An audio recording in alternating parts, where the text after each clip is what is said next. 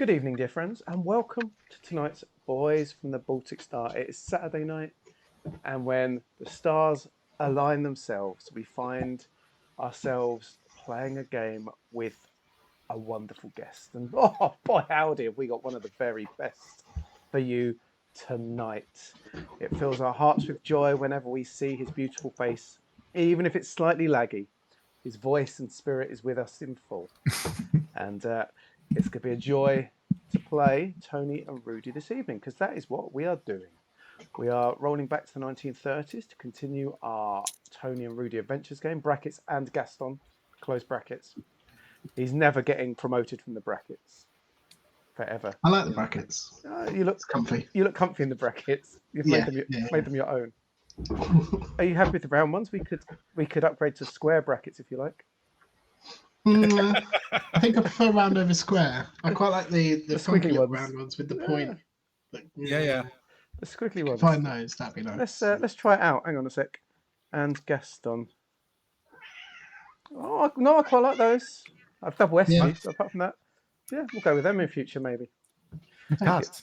The cat likes it. Too. It just makes you look like you've got an MSM username from the late 90s. I like it.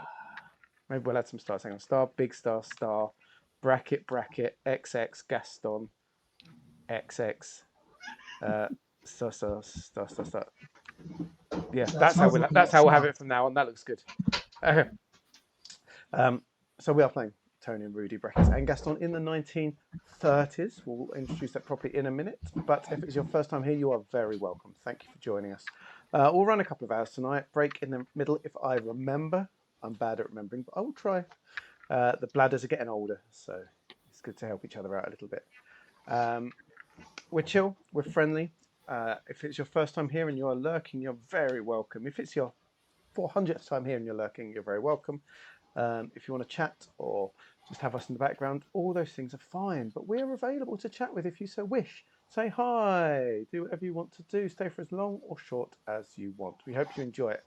We see Tony and Rudi like a duvet that maybe you can wrap around yourself while in your big wing-backed chair with a brandy, a sherry or a whiskey, maybe a cat or a dog at your shoulder or elbow or knee, and a roaring fire in the background. Just please snuggle up and enjoy the evening with us. But who will you be enjoying this evening with? Well, I'm glad you asked. One of the people you'll be enjoying the evening with is me. My name is Luke. I will be setting out very strict and stern rules for our heroes tonight, giving them no freedom and forcing them along a predestined, decision-made path. They have no control over at all, as much as they try. And try they will, because they are wonderful role players, and they will not listen at all to what I want them to do, and it's brilliant. The first one of those is my brother from another mother. He is the Floofmeister General and the housewife's favourite. He is the wonderful Ewan. Good evening, Ewan. How are you? Good evening, Luke. I'm very well, thank you. I'm very well. I'm excited to go down this predetermined straight and narrow path. Especially if it's anything like the last adventure we played. It was a joy to go down at least 6 or 7 times. We just get circling off as people went in different directions. I have little panic attacks every time Luke says it's. Yeah, certainly. You look beautifully sun-kissed again, Ewan. Obviously, life is treating you well. But how is life treating your character that you're playing this evening and other evenings? My character, Gaston de la Rue, I feel as though at this moment in time he's being treated, I want to say really well. He's out on an adventure with the famed Tony and Rudi. And so he's probably loving every minute of it, as frustrating and as difficult as it has been at times. It's just nice to be out, isn't it, really? Yeah, out and about. with the boys, Lad on town. driving some boats, running away from gunfire. Just What you know, a your guy. usual Friday night. Usual Friday night. The Gaston. Well, Gaston can't do it all by himself, of course. He's barely managing it as part of the three. But but luckily, he's tagging along to two great heroes. And the first of those is the smartest man in any room. He lives his entire life in the Twin Peaks dream sequence and is often found in Faversham, being carried in a sedan chair on the shoulders of 6 heavily oiled Eastern European topless men. He is the Queen of Faversham. It is Ben. Good evening, Ben. How are you? I'm well, thank you, Luke. I'm very well. Yes, much looking forward to some, Indiana Homes. It's truly a treat to have you grow into this character every time. Ben, what is your favourite thing about your character? Trousers. My favourite thing is his trouser selection. Yes, I much admire his trousers. How many pairs has he got with him? 6 for this adventure. 6 for this adventure. Is that the most he's had on an adventure, or has he had more? He's had 6 the last 2 adventures, including this one, because regular viewers will know that you've taken a ridiculous delight in ruining them. So he's learnt from experience and is now carrying, frankly, an abundance of trousers. It's good to know. You've always got to be careful. Oh, definitely. Why don't you tell us a little bit about this character? There must be something more to him than just trousers. Oh, he's definitely more than just a cute pair of pants, yes. Tony Guerrero is Italian, and by upbringing and training, an academic, a bit of a historian and a sort of museum creator type. Something that did allow him to travel extensively, and as a consequence of that, he picked up lots of exciting friends and contacts all over the world, especially the classical world and Europe. One of which, of course, was Rudi Otto. And the two of them have subsequently gone on adventures together a number of times. And Tony has discovered a frankly deplorable lack of common sense when it comes to action.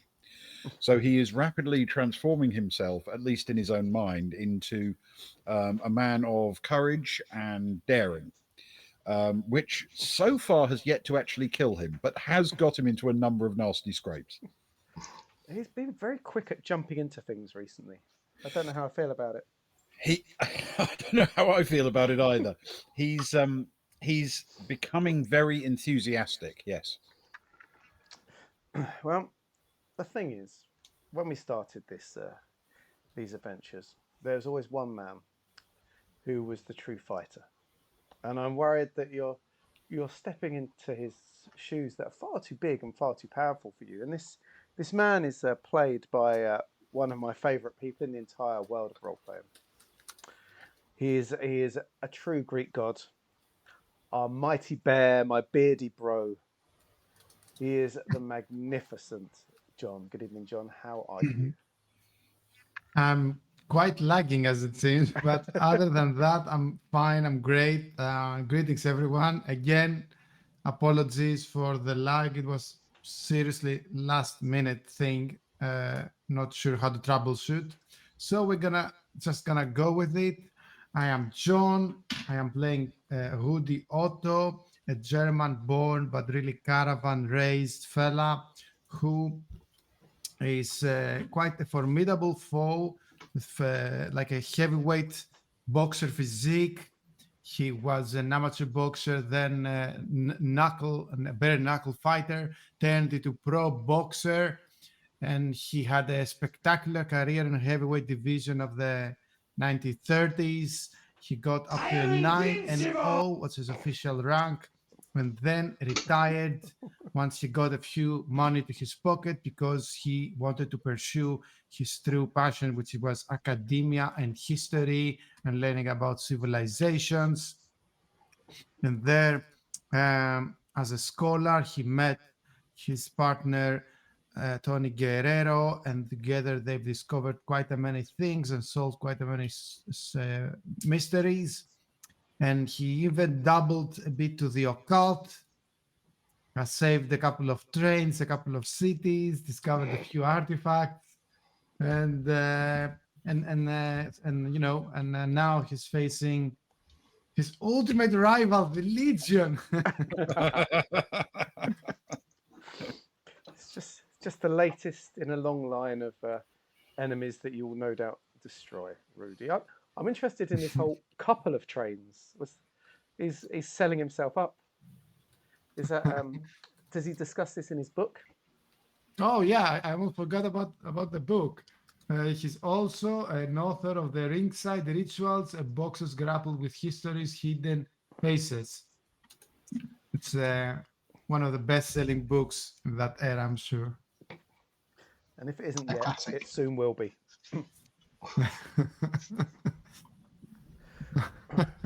Of course, looking back from the future as we are now, we all know that it was indeed a bestseller. But at this time, it's I believe Rudi's just released it, so it's exciting to see how it does. Right, well, those are our heroes. I'm sure you're already rooting for all of them. You may have your favourite, but they're all great. And so if our heroes are ready, I would like to lead us into tonight's adventure, if that's okay. Absolutely. Please do. Yeah, let's do this. Wonderful. It is 4:50 p.m. on the 9th of March 1938, 3 months removed from the academic symposium held at the Carlton Hotel in St. Moritz, where esteemed archaeologists, museum curators and historians Tony Guerrero and Rudi Otto gave what was reported by Gaston Delarue in the Ce Soir newspaper as the finest and most captivating academic lecture of the 1930s. And our heroes currently find themselves stood in a box room upstairs at the highly rated Konditorei Leitner bakery, surrounded by the dead bodies of a sinister organisation and the unconscious son of an old alcoholic military friend of theirs. Yeah, it's been quite a day. Let me explain more. The day had started also promisingly, as Tony Guerrero and Rudi Otto had made their way to the Bohemian Café Kaufmann in Vienna to meet with an old friend, Monsieur Henri Canard, an award-winning Egyptologist. Just over 3 hours ago, our friends had no cares in the world. Tony Guerrero's fourth best pair of trousers were not yet covered in the splattered blood sprayed from the cut throat of a villain. Rudi Otto was still proudly clutching copies of his soon-to-be best-selling autobiography, Ringside Rituals, A Boxer's Grapple with History's Hidden Forces. Indeed, the day briefly got even better with the arrival of horny sex fiend, Vintner's son, and Ce Soir reporter Gaston Delarue. It definitely briefly got better for the swooning waitresses, at least.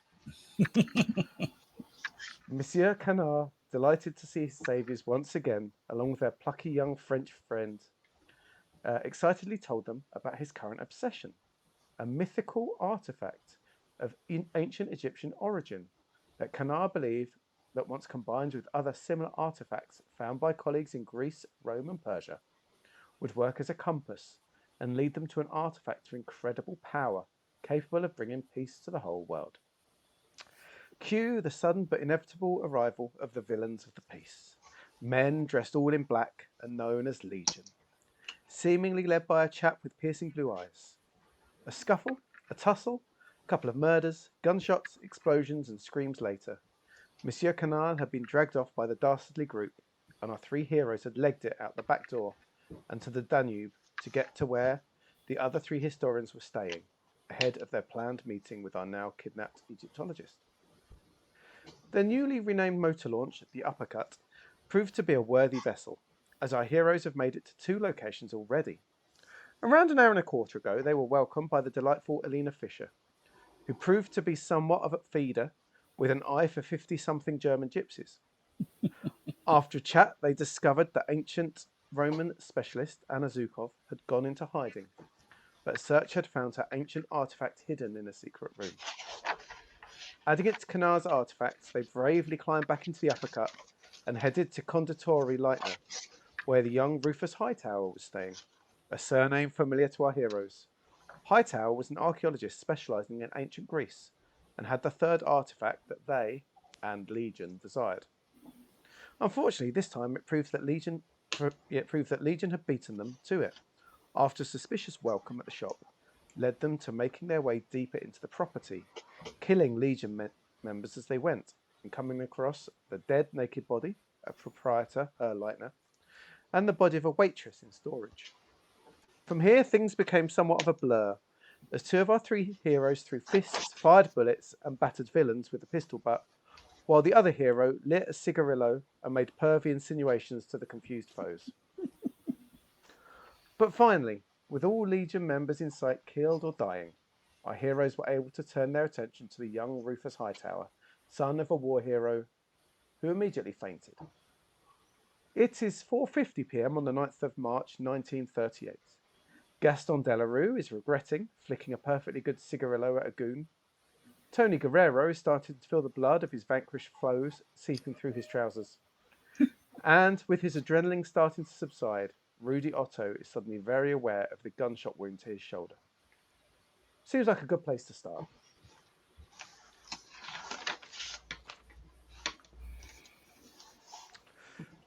You are in a room. I think for a moment, Tony is going to be sort of breathing quite heavily and casting an eye around. He's going to be high on adrenaline and looking for any further threats. Please roll for me. Let's do an early roll then, if you're going to look for threats. For those watching, we are using Those Dark Places rules, written by Jonathan Hicks. It's a science fiction game, like a alien type game. With his blessing, we're allowed to use the rule set. It's a different world, but we're using it for something very different. It's a nice, straightforward rule set. So if you're going to look around for any threats, I'd like to roll it on your education. So each of them have 4 stats: charisma, agility, strength, and education, between 1 and 4. They're going to take it. They're going to roll a d6, and if he's got any extra skills, which you don't have, Nothing that would suit this. No. I'd like to roll a d6 and add it to your score and tell me what you got. I got a total of 10. Wow. Good start. Yeah. Nice. So the room went from noise and chaos and violence very quickly to silence. And there's that point where there's almost still ringing in your ears. There were gunshots fired from both sides. There was screaming, shouting, so your ears are still ringing. But as you allow the silence to wash over you and your ears slowly recover, you do not hear any running towards the doorway. You do not see any sudden movement from the bodies on the floor. Okay.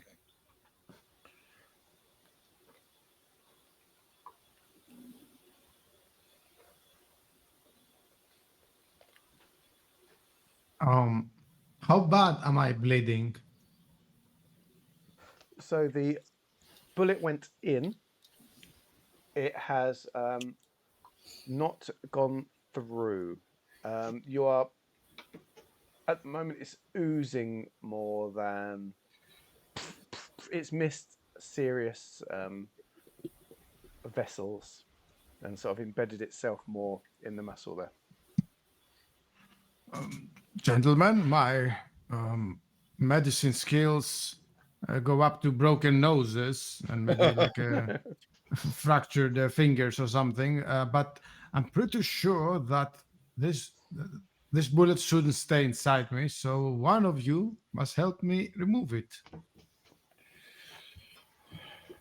Excellent. Good.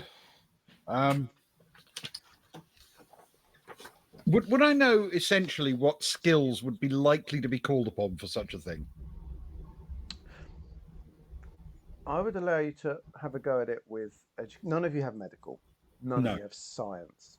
I would say because of your knowledge of stabbing and fighting and your high education and that you're a learned man, you would have a pretty good idea that if you could get a blade in there and wiggled it around a bit, you might be able to force it out. Okay. Well, I'm going to first obviously turn to Gaston and say, are you more confident than me? Oh, well, I would say in most situations, almost certainly. However,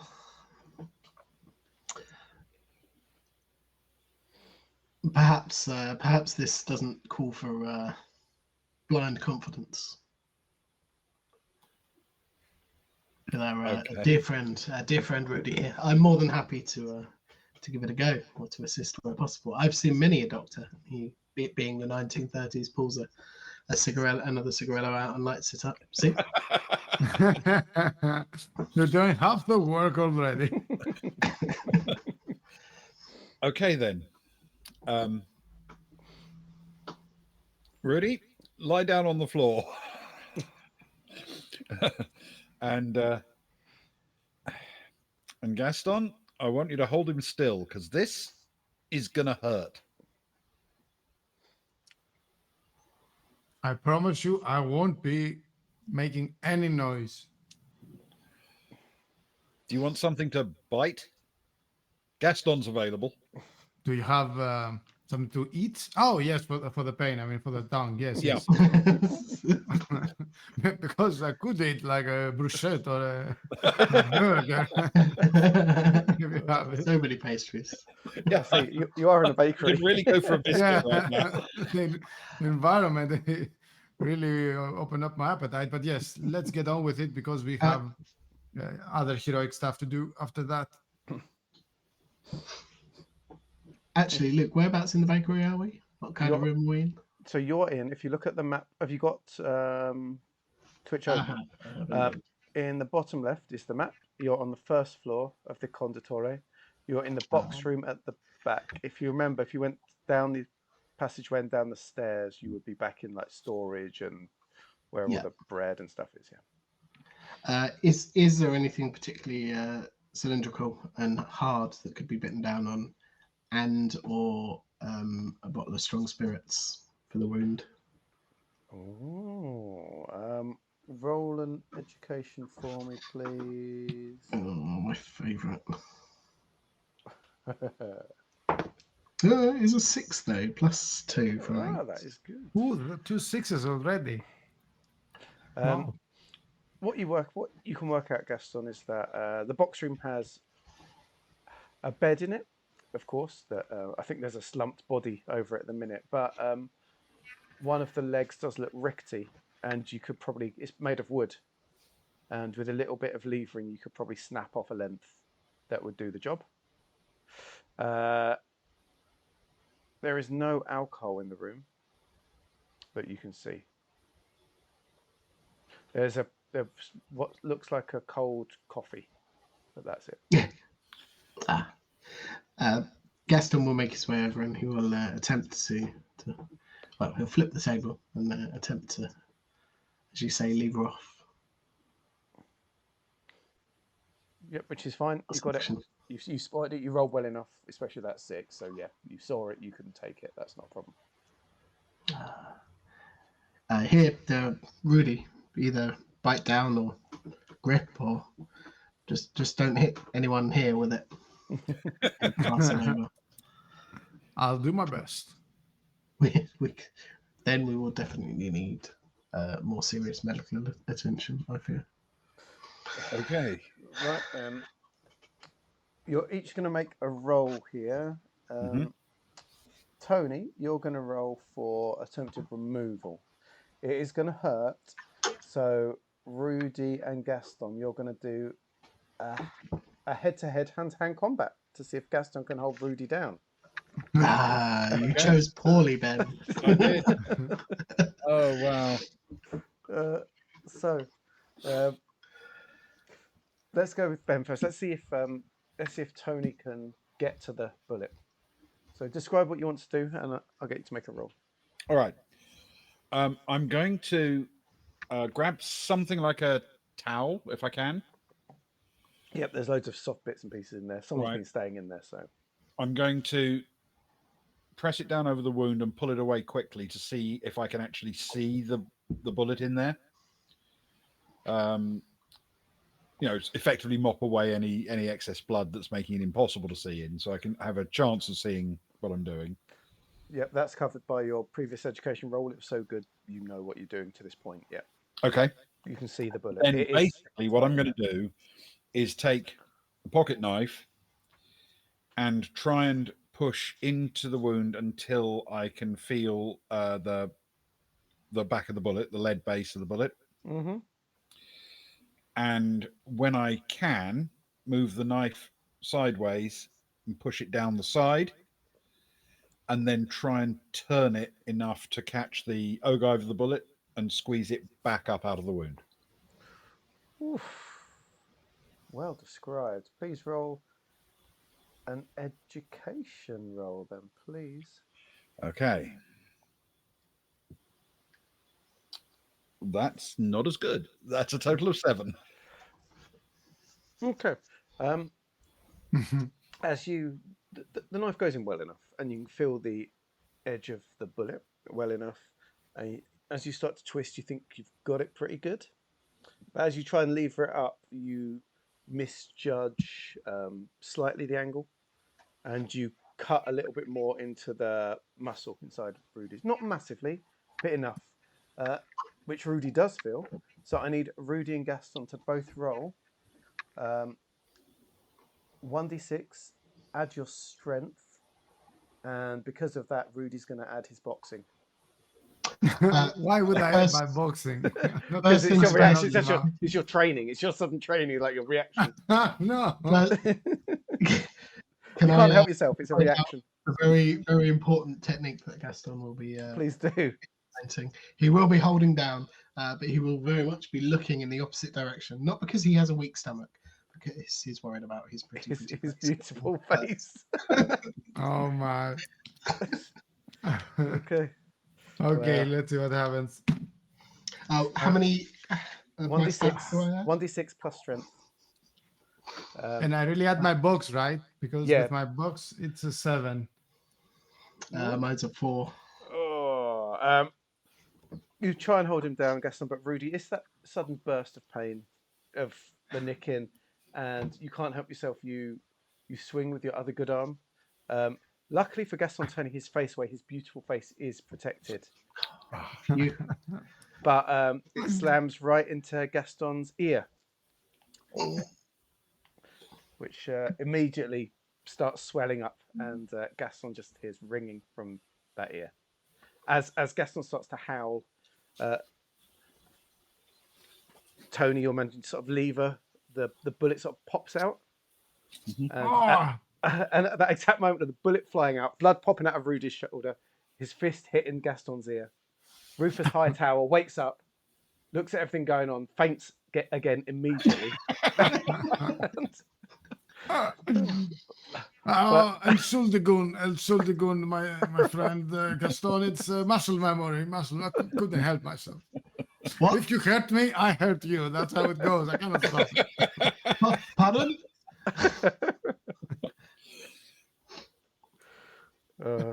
You said there was no alcohol in the room. Not that Gaston found though.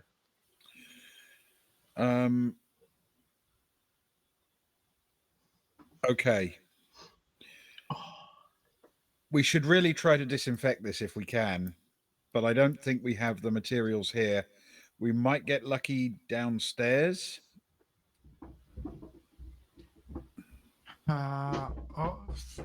Let's move on. Okay.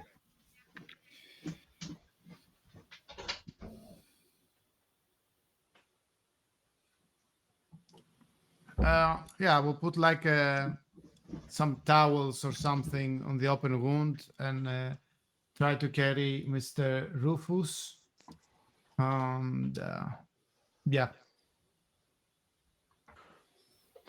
Cool.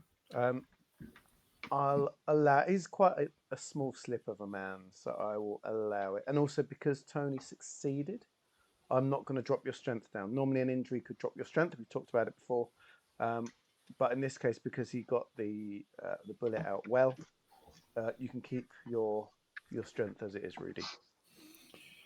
Can I wrap up the bullet in a handkerchief and tuck it in my pocket? You certainly can.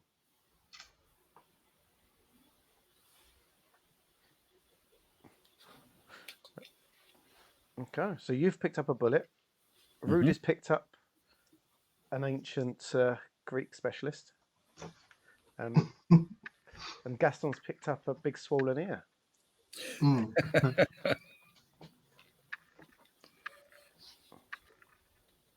Okay. What do you want to do? I will. Well, if our faint of heart colleague is leaning on Rudi, I think I will take the lead as we head out of the room, making sure the way's clear as we go.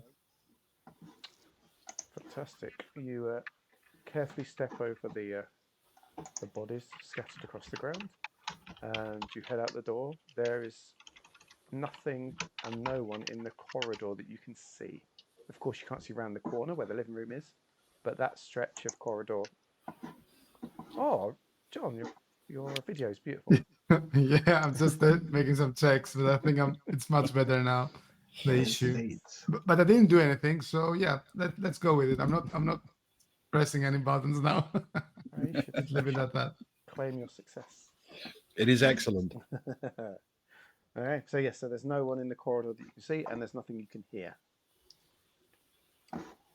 apart from young Mr. Hightower moaning gently as he slowly comes back to. Then in that case, I will turn around to the other two and say, "It looks clear for the moment."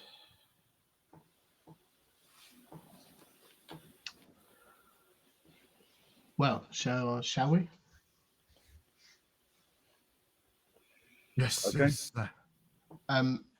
As we progress, Luke, Gaston will be on the lookout for a hat, something he can wear to one side over his busted up ear, Oh yes. or a boat hat. Now we'll be in the lookout for some Anything. alcohol or something. Yeah. Cool. Priorities, guys. Cool. I'll let you know when there's a chance to roll for either, to be honest. Thanks. You make it to the corner, and as you go round to that corner, there is no one. There was someone that you knocked out down here, if I remember correctly, but Yes, there is there was. no one. There is no one or anything moving down this corridor, and straight ahead that door is open, and you can see that room at the top of the stairs. Yep. And there seems to be no one in there either. Okay. I will press on and keep checking behind me to make sure that the others are making progress. Because obviously I can go back and help if it's needed. I'm coming. Oh. You make it to the top of the stairs, and again, it's all clear. Okay. Then I will go down the stairs as quietly as I can into the room below to make sure it's clear. Oh, I need to bring up the other floor now. How very exciting. It's been a while since we've been down there. There it is. You are in storage, which was it's much more empty. It's got all the shelves on the side, and there's some big sacks of flour and sugars and such like, and old trays and that. But there is no danger here. As you're halfway down the stairs, Rudi, you do hear Rufus Hightower start to murmur on your shoulder. Damn and blast! Who are you? Who are you? What are you doing? We are friends of Mr. Henry Canard, but most importantly, we are legendary heroes that have come to your rescue. Legendary heroes. Indeed.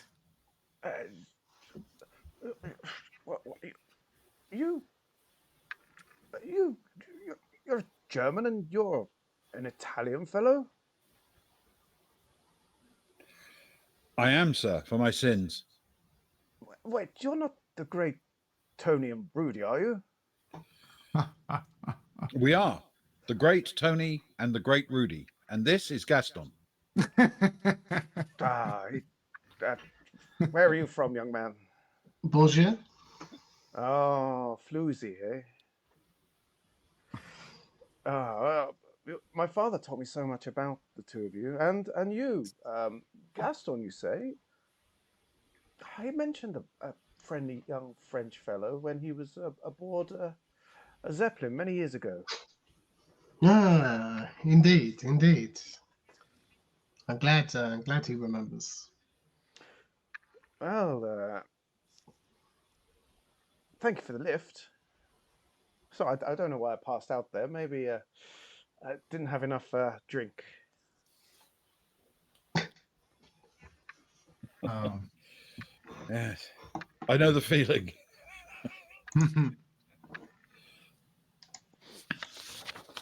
You said Monsieur Canard sent you? Yes, we He did. are, in a way, we are in the search. Well, I suppose you know about the Legion by now. We are here to help you and make sure that your sexton compass, at least your part of it, is secure and away from their hands. Oh, you know about that, do you? Hmm. You know, quite a lot, yes. Well, I hope it's still safe. You see, I've been staying here with Mr. Leitner for a couple of days ahead of the big Monsieur Canard's big celebration, of course, and we were going to meet up with all our special parts, as it were, and just not long ago, I guess, maybe just before you arrived, maybe half an hour before you came to the room, suddenly I noticed a kerfuffle outside of the door. I was downstairs talking to Mr. Leitner at the time, and suddenly these chaps burst in, and very quickly I took my my ancient piece and I hid it. So hopefully it's still safe.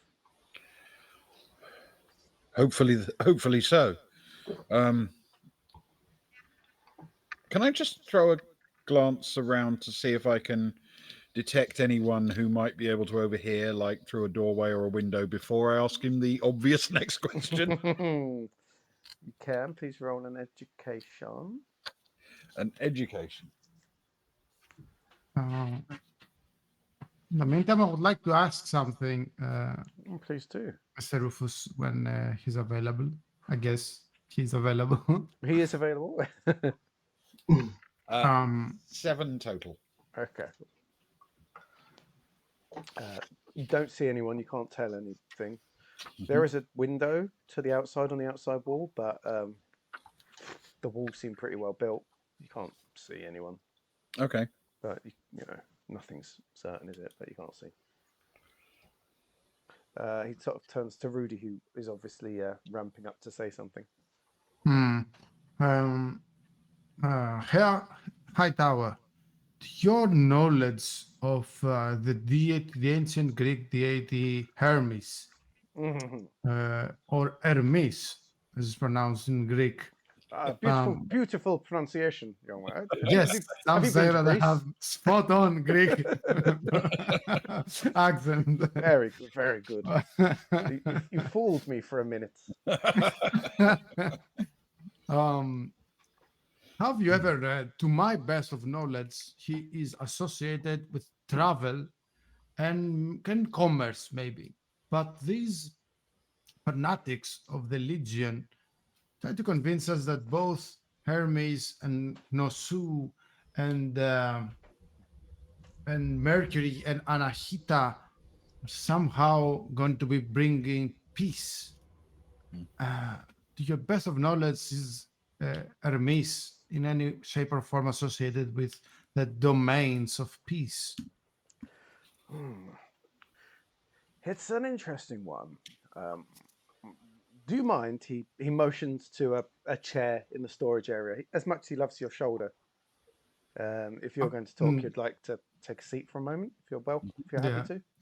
And if there is also some alcoholic beverage, we could drink some and put it to my open wound. But priorities. Ah, yes, I do know where Mr. Leitner kept a supply, and he points over to one of the cupboards in the storage on the right-hand side of the room as we look at it. There's a whole rack. He says, in there, there should be a whole range of beers and spirits. Knock yourself out. As they talk, I will go and find a bottle or two, if that's okay. I'm looking for something vaguely high alcohol that I can also pour on Rudi. Oh, absolutely. But also, something that we can share. The strongest thing that he has is absinthe. Nice. That should do. It's like the strongest there is, I think. I only have absinthe. Poor me. Poor you. I think there's still some sugar in the other room when you were torturing the other guy by throwing it at him. to do it proper, yes. Well, absinthe straight from the bottle is fairly bitter, but actually it'll probably work quite well as an antiseptic. Yeah, probably. As the highest alcohol. So as you're sort of getting the bottles, he says, yes, it's been a point of discussion between the four of us. This all means that there is a connection there. Monsieur Canard was certain that it would that the connection would bring some kind of peace, and Legion have definitely spoken about it too, from what I've overheard while they were barging around and shouting over me. Now myself and my good Swedish friends, Lars Persson, he's a Persian expert. We think that there may be more to it than just peace. As you say, with your wonderful pronunciation, that trade is definitely one thing, but also wealth, luck, of course. Thievery is something that we found quite interesting. And Lars and I have a feeling that, especially mine, may have been involved a long time ago in leading thieves to hidden hoards, as it were, that the compass, if held the correct way, would point towards hidden treasure. Mm-hmm. Now, every compass, I believe, the story's different, that some lead to different things, but that mine is very much one for treasure. Others were to lead the way on a dark night, or such, like, find your freedom from a place. But the pictures do suggest, and ancient writings do suggest, that they do combine. And Monsieur Canard truly believes that it is for peace, but we don't know until they are all together, which was the plan, of course, this week after his big celebration. Now you see, a compass pointing to a hidden treasure is something that I can see the Legion going after, but peace.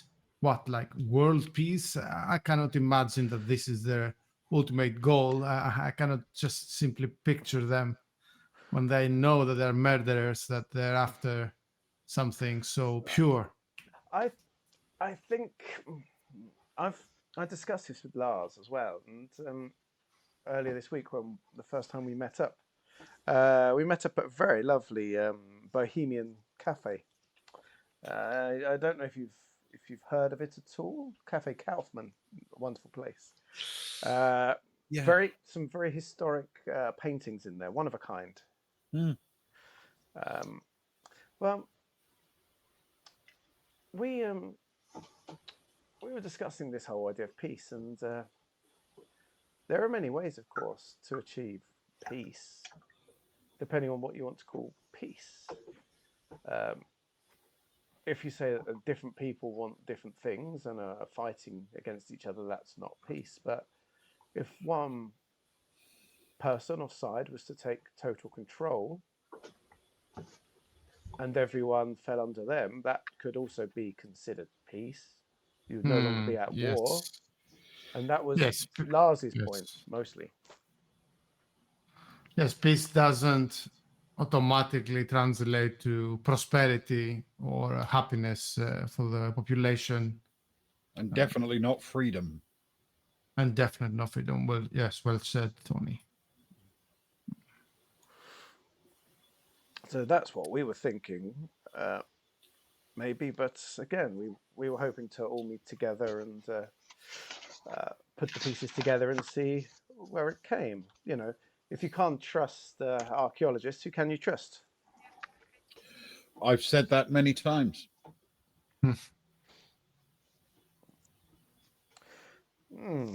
So anyway, speaking of trust, would you like to know where my piece is? Yes, I think that would be the next thing to ask.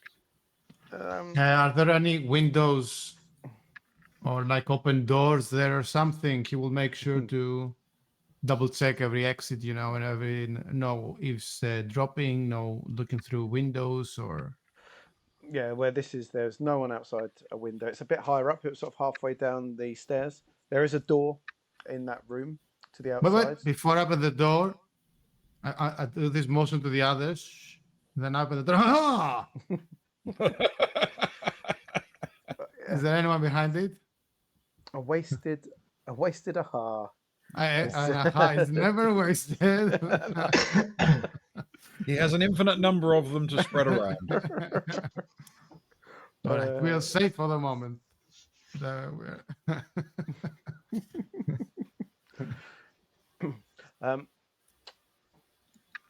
In the next room is the ovens room, and there are trays of bread ready to be baked.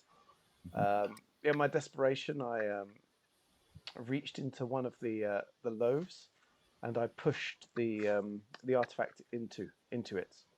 It had not been baked yet, and it is there on the shelves. Okay, I hope. Clever. It's quite close, literally next to us. Yes.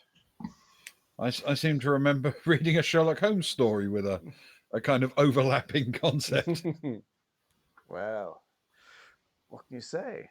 Great minds think alike, perhaps. Possibly, yes. Now, can you remember which one it was? It was definitely on the. I believe there's 3 rows, and there's 5 trays in each normally. I think it was definitely on the right column, or maybe the middle column. What type of bread? I was uncooked bread. You must understand. Food. You must understand that I was in quite a lot of shock at these gentlemen bursting in through the front door, and I had but a moment to thrust it in. We can make allowances for such things. Well then, gentlemen, I guess we are going hunting through uncooked dough. Yes, to the dough. To the dough. Whoever finds it first, yell out, aha! Most appropriate use of an aha. Yeah. So the 4 of you go bounding through into the. There's still no noise anyway, but into the ovens and prep room. There the naked body of Herr Leitner on the ground. Of course, there is the body of the dead Legion member. I think Gunther, his name was, I believe, with his throat slit and blood splatters all around. There's the roaring ovens at the end,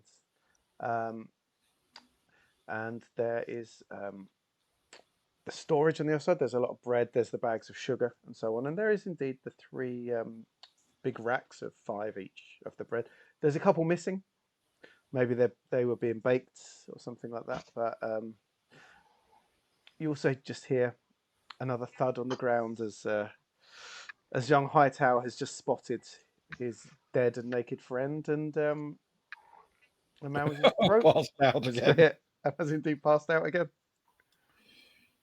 There comes a point where we're dragging him more than talking to him. As Rudi tries to take him up, and looks at the dead bodies and then looks at the other 2 going through the dough and says out loud, but mostly to himself, this will be a very, very uncomfortable scene if someone entered and saw us right now in this situation. Yeah.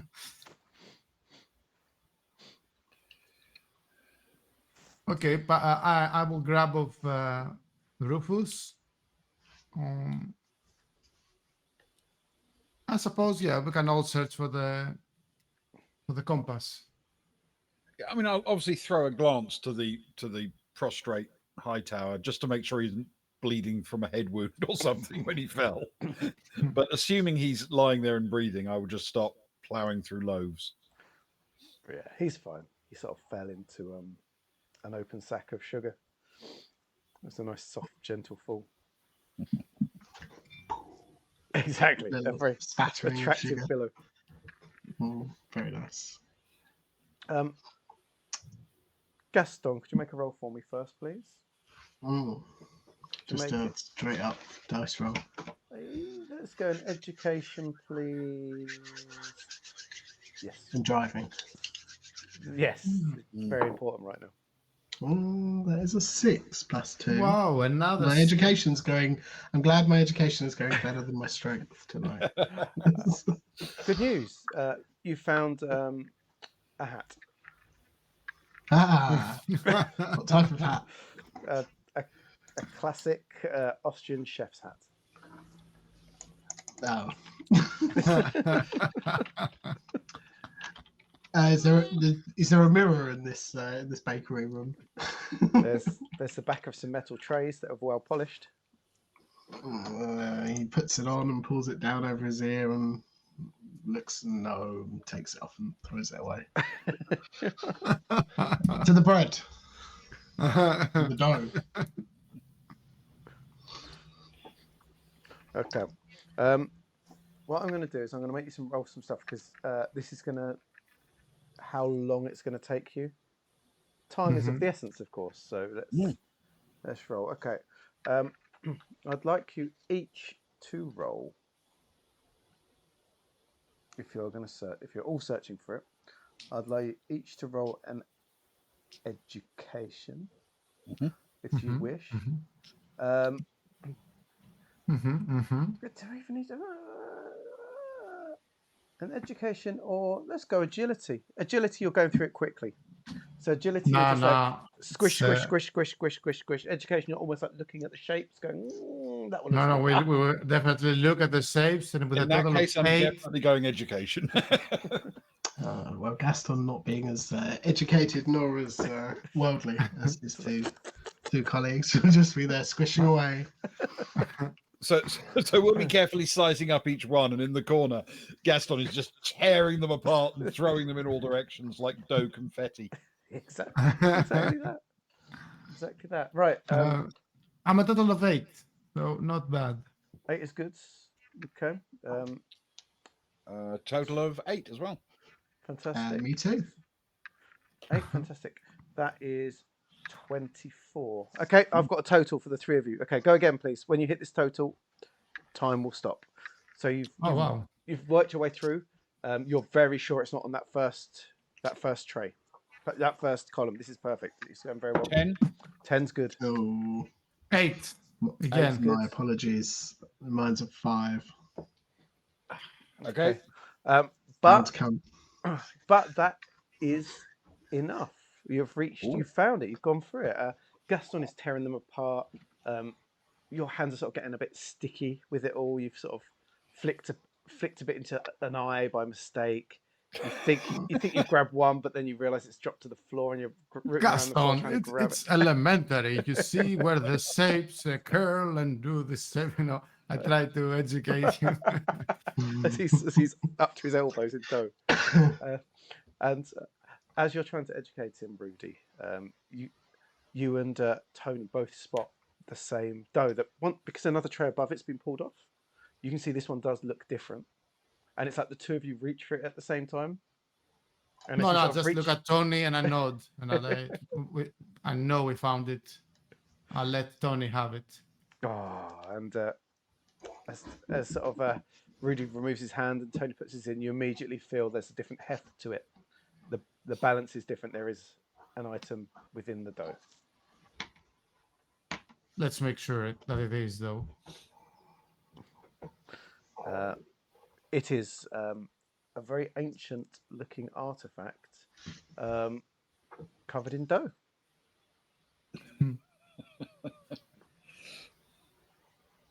Excellent.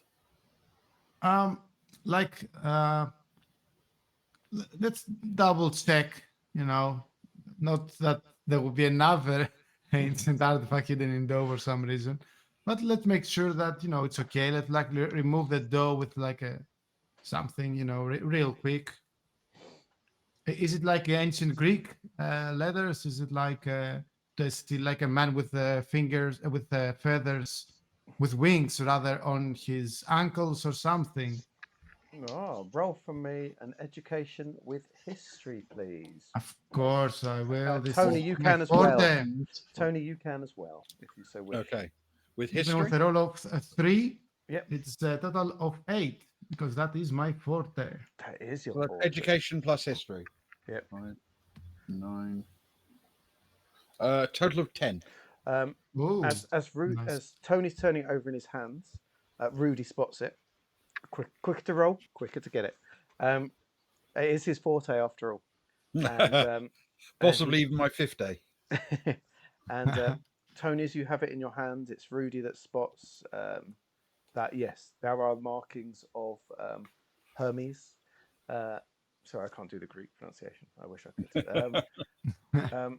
On there that are undoubtedly, to you, Rudi, with your greater historical knowledge, that's undoubtedly ancient Greek with a touch of Austrian dough. Excellent. That's the one. And I sort of pointed out and say, well, my Greek isn't perfect, but I know it begins with an apostrophe. So that's definitely right. Luke, Yes.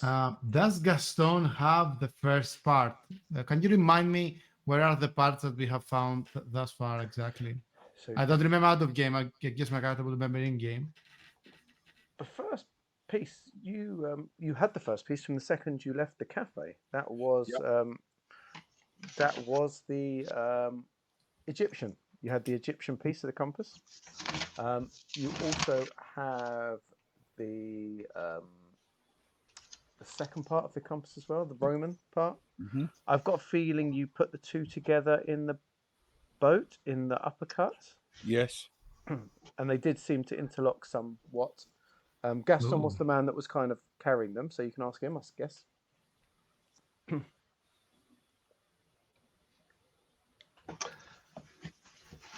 Well, it seems that I've misplaced them, I'm afraid. Yeah, pulls out of his pocket after he's cleaned his hands, hands them over to Rudi. You scared me for a second. So I guess this will go here. I guess it will be like a puzzle. It's like a jigsaw puzzle that you like Lego. It's It's like Lego piece. just like ancient Lego. Yeah. Uh, the three parts are all clearly from different civilizations at different times, and have all been maintained to slightly better quality over the years. They're still in very good condition, but despite them being made at three different times in three different civilizations, they do slot together. There's clearly a piece still missing, but they are creating something that looks like a grander artifact that uses these parts of compasses and things like that, and maybe some markings to follow the sun or something like that. But they are coming together. They're definitely meant to be together. Okay. Which means we're only missing one piece.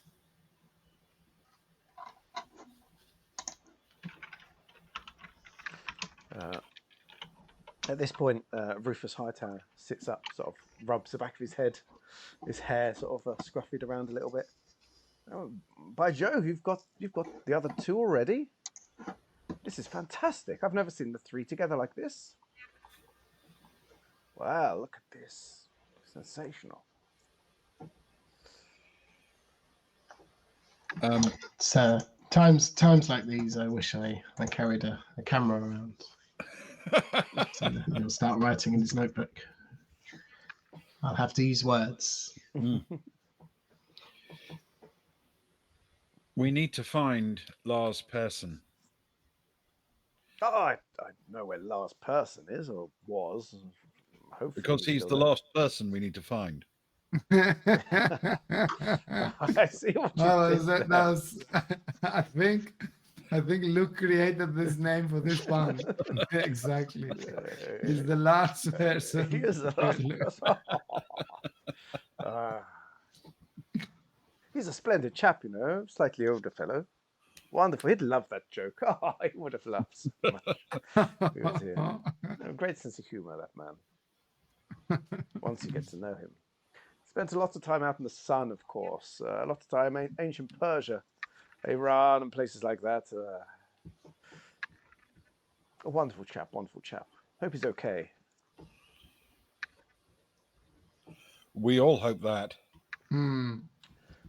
But we better hurry. Do you know where his last whereabouts were? I know where he was staying, if that's helpful. He's staying at, it was quite ironic, really. He's staying at a youth hostel, as they say. They call it Jugendherberg. It's not my language, of course. Jugendherberg. Kofler. Jugendherberg, yes.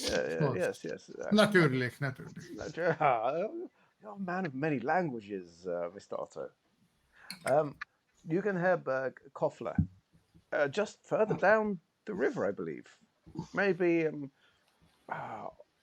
walking, maybe 20 minutes. On the boat, I wouldn't doubt any more than 5. This sounds like a job for the uppercut. And I will just briefly glance at Rudi to make sure he hasn't taken me literally and knocked out Hightower. Hightower does look slightly nervous at this. No muscle memory triggered, no. Gaston holds his ear and takes a step backwards.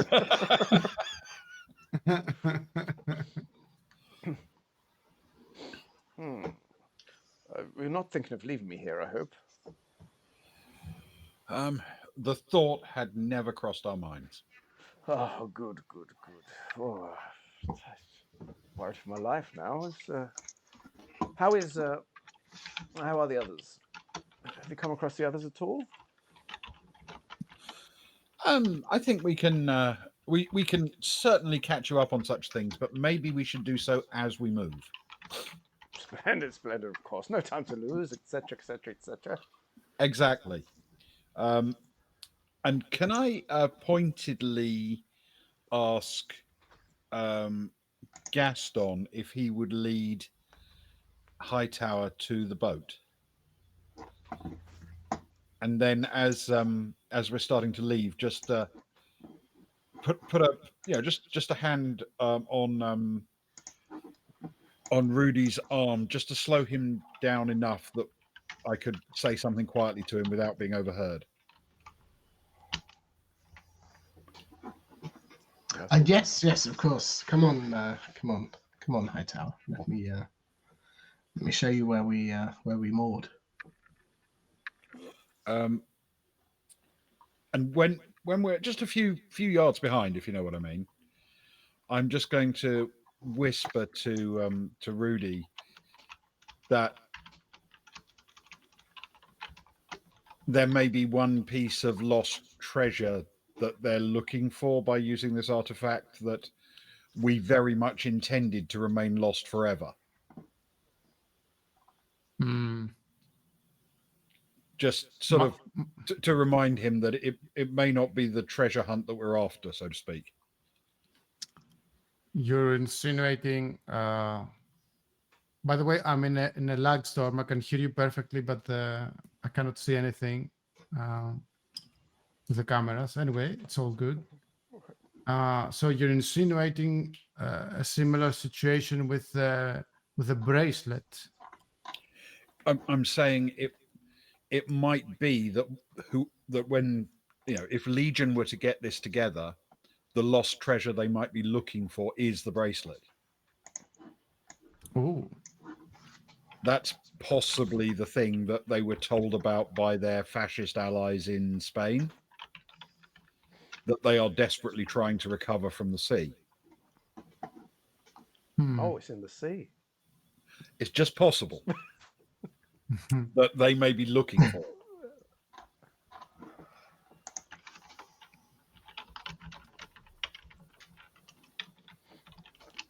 I mean, it could help them find any kind of treasure, but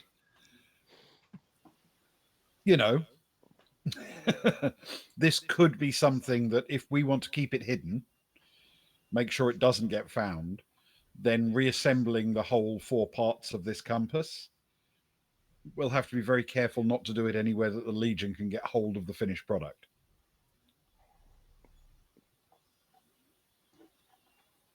Yes, most likely so.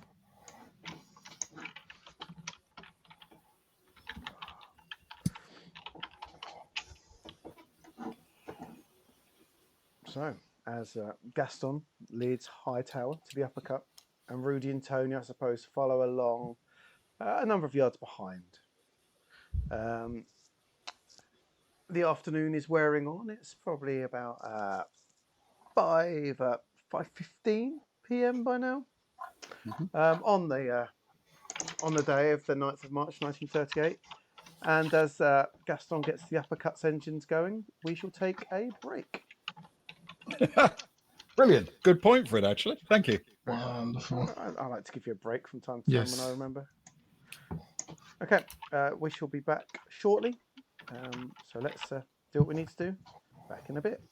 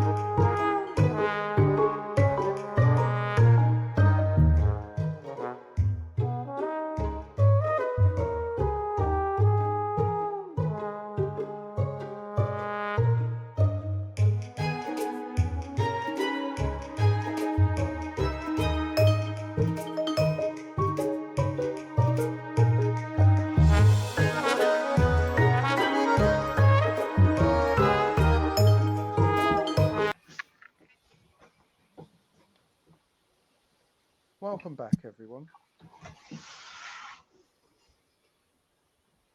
Let's get Ewan in the right place. He's very important. Got to be in our boxes. Got to be in the boxes. It is Thursday, the 2nd of December, 1937, just over half a year since the fateful voyage of the SS Cannes that left numerous innocent and not so innocent people dead, and numerous pairs of Tony Guerrero's trousers ruined beyond the capabilities of the best dry cleaners in the land. I know little of what Tony and Rudi did for the months following their journey across the Mediterranean. I'm neither their servant or accountant. However, it was in November of 1937 when I heard their names spoken of once more. I've been starting to wonder what amazing adventures they may have found themselves wrapped up in when I heard of their invitation to speak at the Academic Symposium at the Carlton Hotel in St. Moritz. It is Thursday night, the night before their symposium, and Rudi, Tony and Gaston are enjoying a late evening drink at the Carlton Hotel. They're out on the balcony, each with a schnapps, and enjoying the cool winter's evening.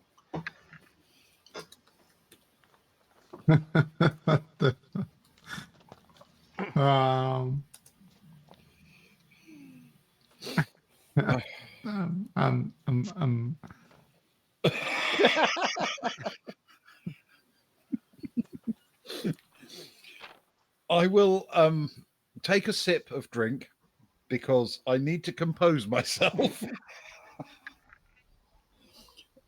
And when I say that, I don't mean Tony will take a sip of drink. Yeah, something like it. Sorry, go on. No, I'm too confused to say anything. Please go on. Fur blankets, Luke.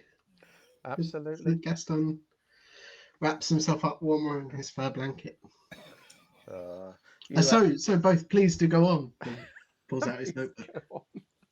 I'm back in my second best trousers, aren't I? Oh, you're having a quick trouser check before pulling out the notebook.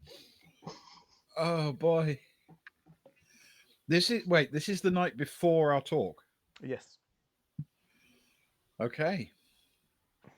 So if I look around, will I see the great Bauman salting his food, like putting lots of salt in his food? So you are on the balcony, of course. I haven't got the map up. My apologies.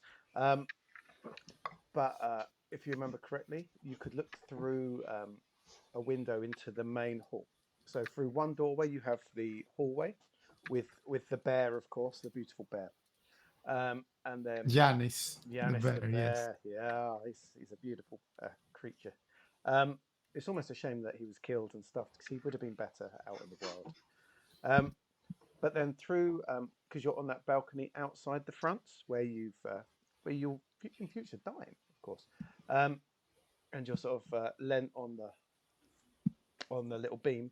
But then if you look through to the window to your side, you will see through into the dining room, where you'll see many familiar faces. And if you squint, you do.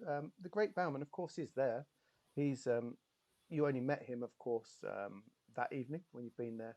You've heard tell that he is a magnificent a fortune teller, a hypnotist, a magician.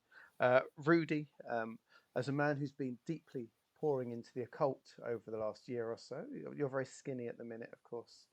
And your beard has grown out somewhat, and you don't trust the man. You don't trust the man. He's a charlatan as far as you're concerned. Does Rudi have the memories of this experience? As far as you are all concerned, it is Thursday, the 2nd of December. The 3rd has not yet happened. Because, you see, my dear friends, this is a flashback.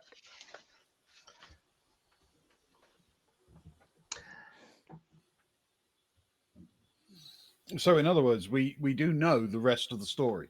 You do not know the rest of the story because it's not yet happened because this is a flashback. It's the night before, and we don't know anything about the boat or the Danube. Nope, hasn't happened. I mean, no, but I mean, we are witnessing the flashback, so to speak. You are in the flat. Well, yeah. Okay. But we are in the flashback, naive to this, Yes. because it's a memory of something that happened a long time ago. I believe it's Thursday, the 2nd of December, 1937. Yeah. Okay. I'm as it's the night before. At that point, as I remember, we had no reason to be remotely suspicious of anything happening anywhere. This is before all of the freaky stuff went down in St. Moritz. Yes. So I think we're just going to be quietly chatting about the scenery, the snow, the crisp night air, the quality of the food and the drink at the hotel, and probably discussing the way we're going to present our symposium tomorrow. Fantastic. Oh, so we didn't have haven't had our speech yet, right? No, that will be tomorrow. So neither in real life have we played this part. So I'm starting to get it. It was a bit confusing between breaks. Yeah, this is effective. Functionally, this is like 2 days before the events the last time we were in St. Moritz. Okay. And 3 days and 4 days. So and it's 5 not days. 7 days and 9 days. It's not a Bauman reset. It's an actual flashback. Just making sure. Okay. Yes. Okay. Oh, you were worried for a second. That's Bauman again. So yeah, of course I was. And okay, then Rudi in his like most occult, most dark, most beardy phase will go and have some snaps no matter what the time is and start journaling. He was journaling a lot. Yes.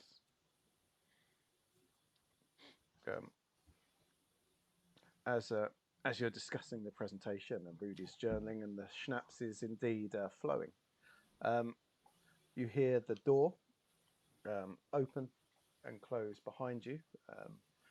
You almost get a sense of Giannis briefly as the door opens, and you can sense his musk before it closes again. And you hear steps onto the balcony behind you.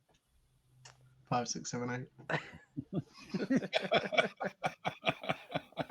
And two people sort of come and lean over the balcony beside you. I suppose they chat between themselves. Mm-hmm. And a very well-trained waiter rushes out with a tray with drinks, and they each, out the corner of your eyes, you see that they each take a schnapps and quietly start to drink.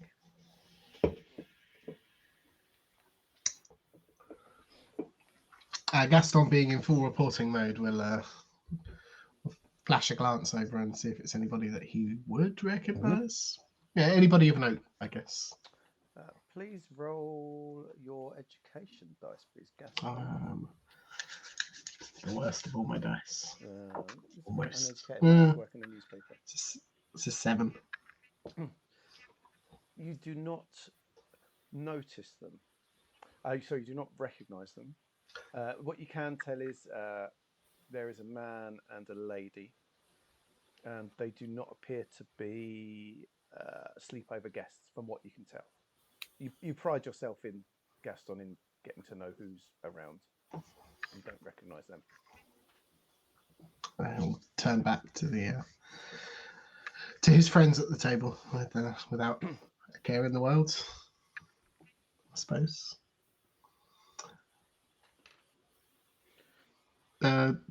Gentlemen, I wish you the best of success for tomorrow's talk. Raise up a schnapps. Thank you, and obviously we hope you'll enjoy it. I'm sure. I'm working on a few headlines, a few catchy phrases already. Oh, that's good. It'll be wonderful. I mean, if we can help you write up the glowing description that you're going to write. In fact, we could probably do it now before the actual speech takes place. That would make my trip here from this point forward much more pleasant and much more relaxing and much less like work. Maybe we should. Yeah, I think it's possibly the way to go, because truthfully, I've always believed that not everything has to happen necessarily in a strictly linear order. As you're chatting, you hear a lady's cough from behind, and a lady's voice. I'm not going to attempt. Excuse me, are you the great Rudi Otto and Tony Guerrero who are giving the big speech tomorrow?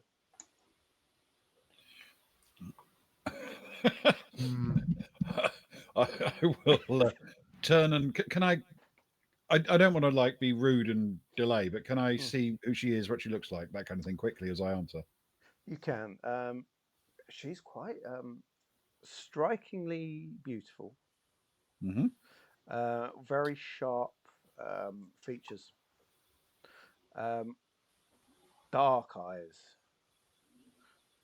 Long dark hair that's been arranged upon her in a style of the time. Mm-hmm. And in a fur coat, but that's very common in Samarits in this stage. But she does look very glamorous. Okay. Then I will say with a broad smile, you have a sort of disadvantage, and this is Gaston de la Rue, renowned journalist and writer of truths. Ah, he's a very handsome man, Mr. Delarue. You must have broken many hearts. Not yet, but I plan to. You know, a man like you would look even more handsome with a cigarillo in his mouth. Have you ever considered? He'll reach into his pockets and pull one out, and light it up. And the great Rudi Otto. I hear that you once stopped a train by punching it. Mm-hmm. If the rumours are to be believed. Rudi is jotting down notes, and he's in the list. He's in a different phase in his life, so he will go exaggerations. I'm sure. I will sort of answer on his behalf. It is absolutely true. I witnessed it myself. And the two of you discovered the great bracelet of Mary Magdalene. We're looking forward to hearing all about it tomorrow. I hope you'll tell many interesting facts about it. It is a story to curdle the blood. If I could interject, Mademoiselle, a quote of excitement from you for my article, of course, about listening to the great pair tomorrow. Of course. It has long been a dream of mine and my partner to witness such greatness firsthand. We came especially for Hers Otto and Guerrero tomorrow, and it truly will be the highlight of the entire symposium. You have quite the way with words, and then sorry, and a name to attribute that to. My name is Carmen Schmidt.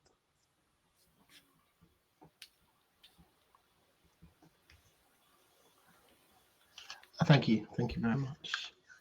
Please gesture towards the other two. Realizing that Rudi is not the man to even attempt this at this stage of his life. Carmen sort of leans up against Tony and sort of in a bit slightly flirtatious, especially for the 30s. Mm-hmm. I truly hope we will hear much about the bracelet. It's a fascinating tale. I think you may be amazed how fascinating it is. We can't wait. Any little secret free tips before tomorrow? Just for little old me. Oh, absolutely. Um, I mean, I can't give away, any major spoilers. It would be unfair to the other guests. But I can tell you that if you wish to avoid the smells from the kitchen, you should sit anywhere but the rear right quarter of the room. Oh, you silly, wonderful man. Talking of the bracelet, of course, is it true you still know where it is? The two of you are just hiding the tale to make for a big story. Okay, at that point, Rudi will raise an eyebrow and look at her a bit suspiciously, and then go back. Then make sure that he has an eye contact with the other two. Make sure that they see that he's, like that, and then turn back to his writing of pentagrams and scribbles and whatever he's doing.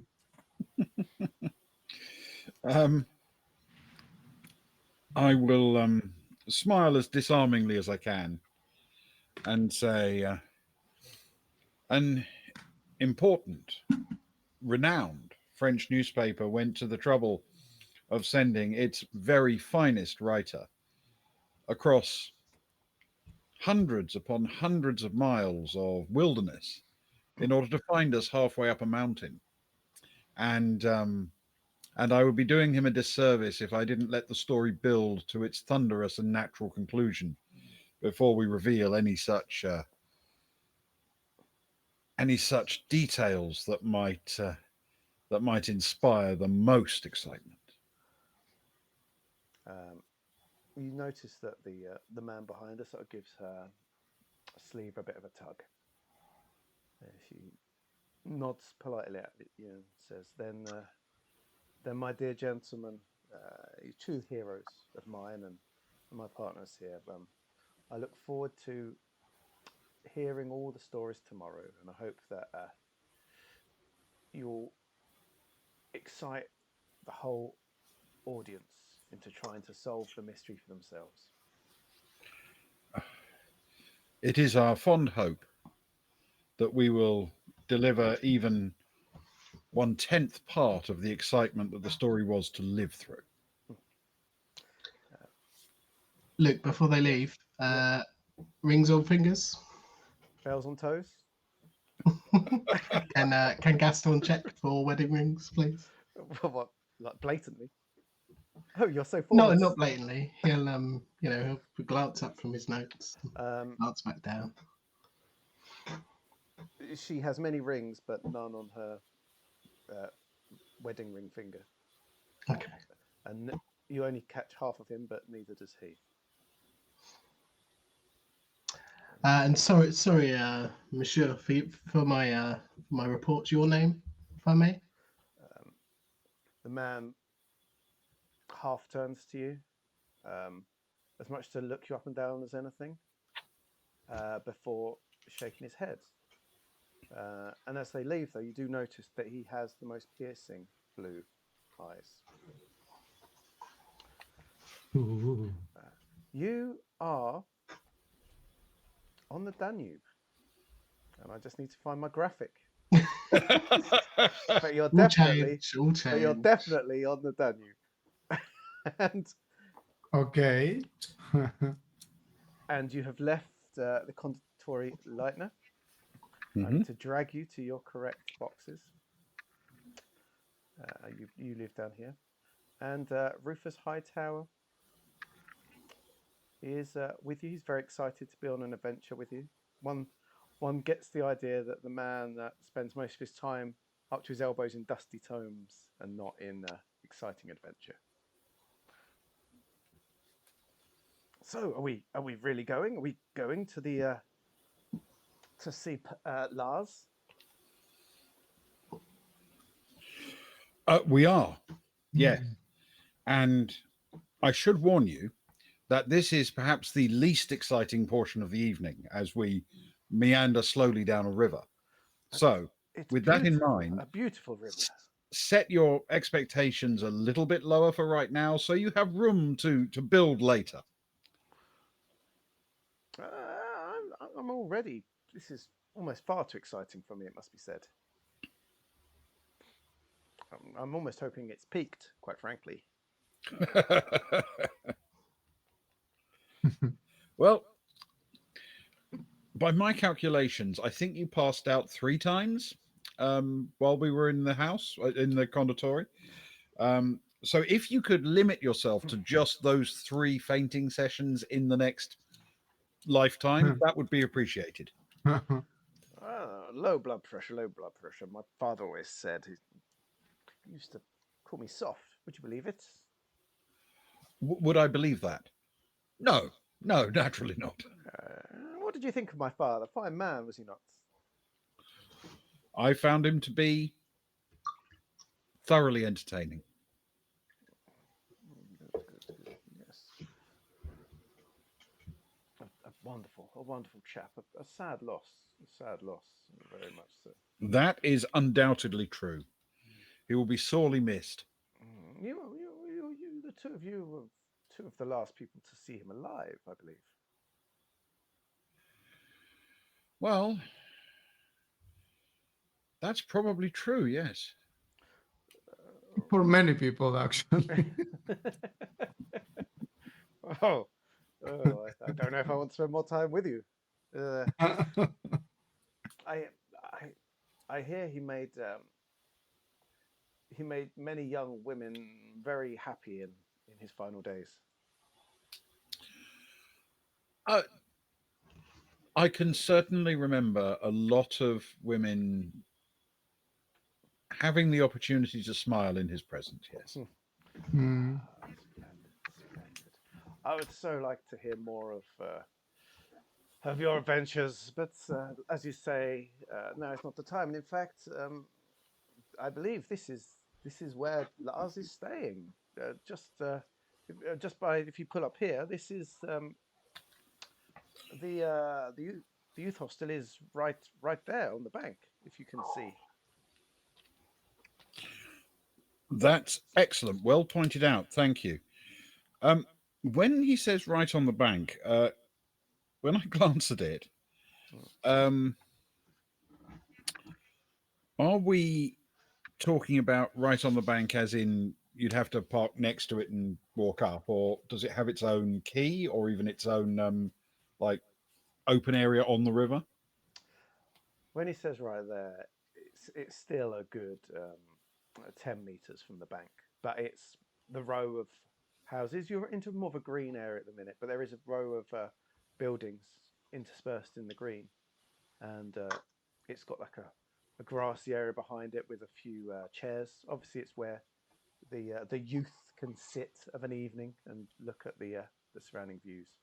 A few tables, a few chairs outside, but if you pull in, there is another sort of jetty that you can pull into that seems to service a run of about 15 buildings. Okay. So effectively, could we moor the boat right on the sort of the bank there, right next to the hostel? Yeah, if you moored it there, you'd literally be, like I say, 10 meters from it. Can I don't know which of us is actually steering, but can I suggest that we actually don't do that and we moor some way downstream, but only, a few tens of yards, not huge distances, but 20 or 30 meters downstream.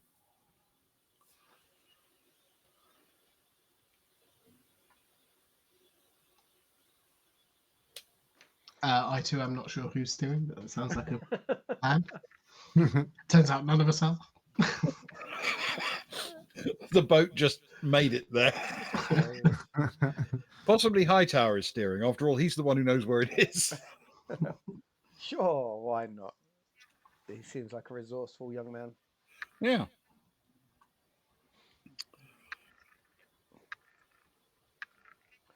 He's happy to pull it up. 20, just hold fast 20 to 30 meters downstream, if that's what you wish.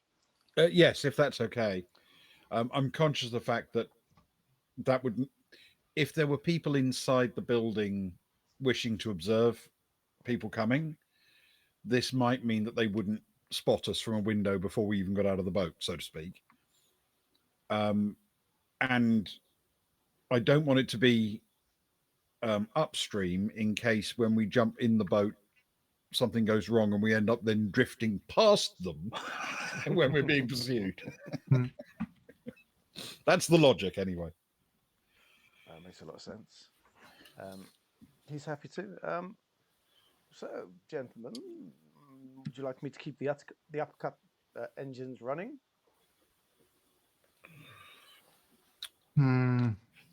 What do you think? I mean, we haven't seen Persson before, have we? You have not, no.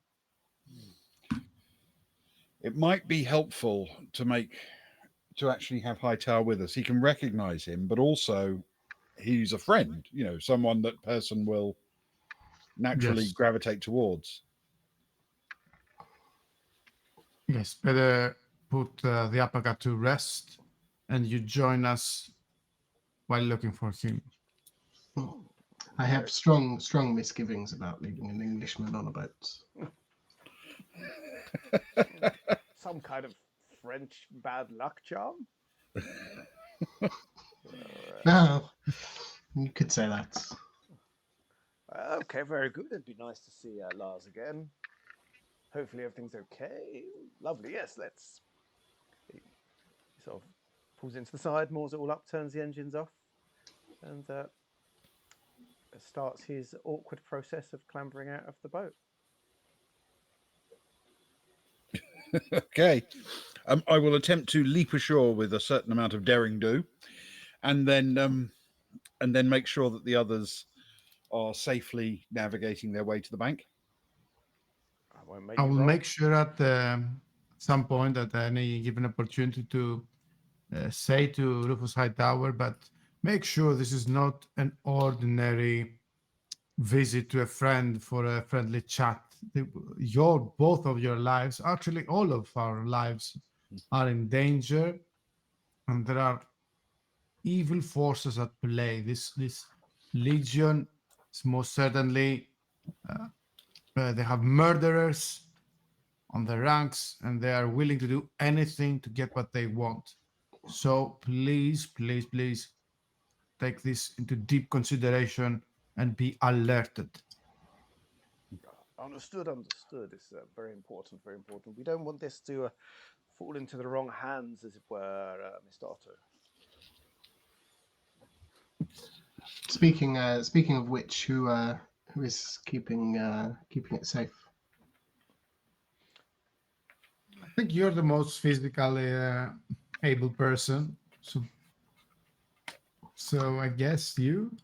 Yeah, Well, you're it's also just- not as reckless as I am. Certainly not strength-wise, but You're the ring bearer.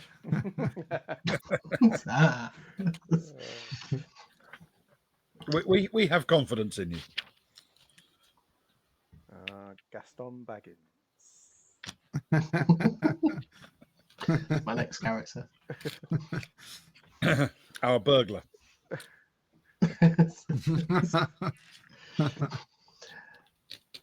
And he'll tuck it. How large are we talking? Well, each artifact's about the size of a scone cut in half. A cigarillo case. A cigarillo case. Exactly. In which case he will start stuffing inside pockets and doing up his waistcoats and removing his cigarillo case and finding another pocket for it somewhere more externally. Okay, so we're going to start moving towards the hostel. I think if If Hightower knows where Person's room is, can we approach from that side of the building, if that makes sense?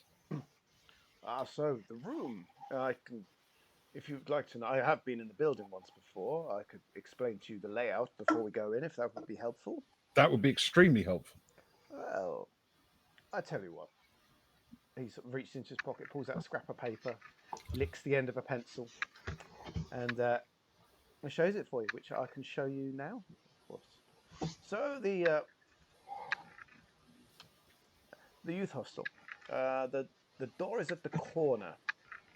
There are two doors. There's the side entrance for the staff, as it were, heads into the stores, and the main door, which heads straight into a reception area and then into the lounge area for rest and relaxation, as it were. Has a small billiards table in there, not full size, hardly worth having, I would say. And then into there's a corridor into the dining room down the corridor, and the kitchen for the staff. I was not able to eat, of course, if I didn't. I don't stay there. I wasn't going to spend money on it, but I've heard the food is okay. On the other side of the door into the stores, the toilets, and the stairs up. It's quite rare. It's male and female.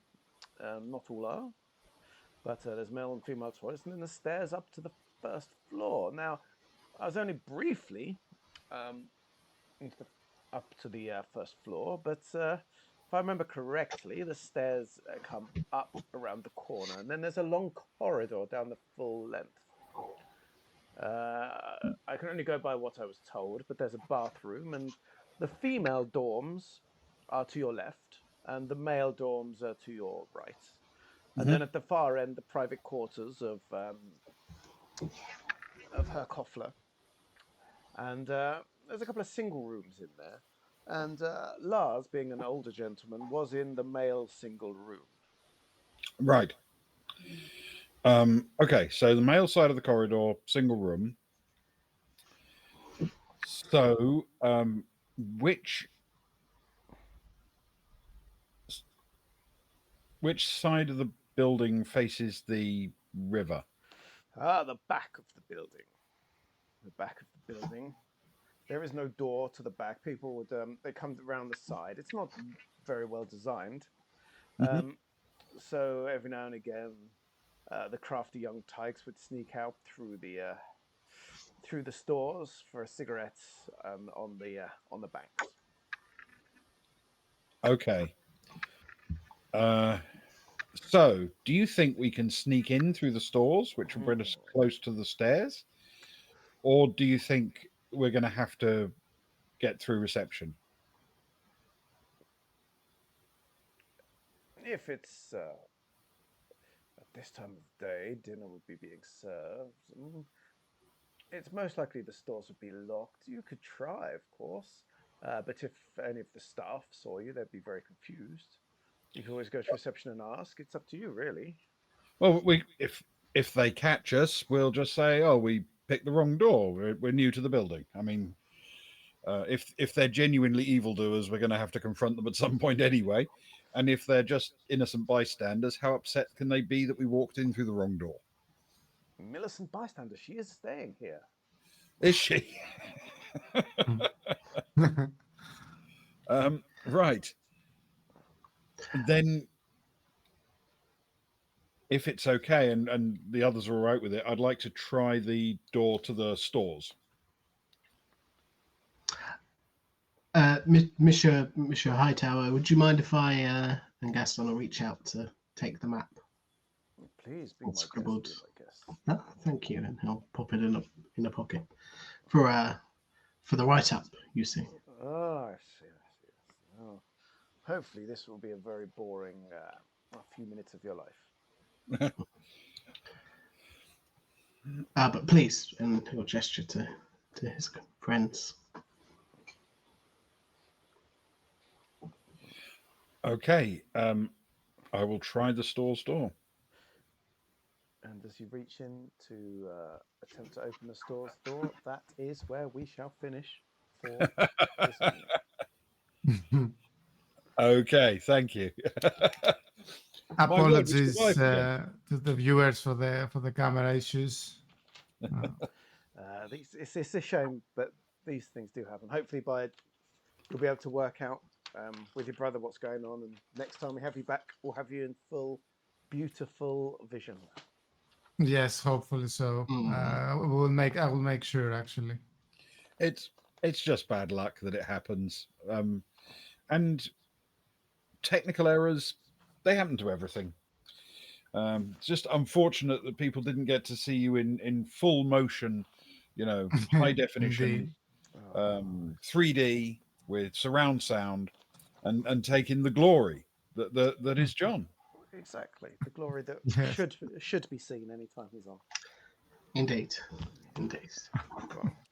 Well, thanks, John. Thanks. But it was great fun, and I'm looking forward to the next to be, soon, much like the previous one.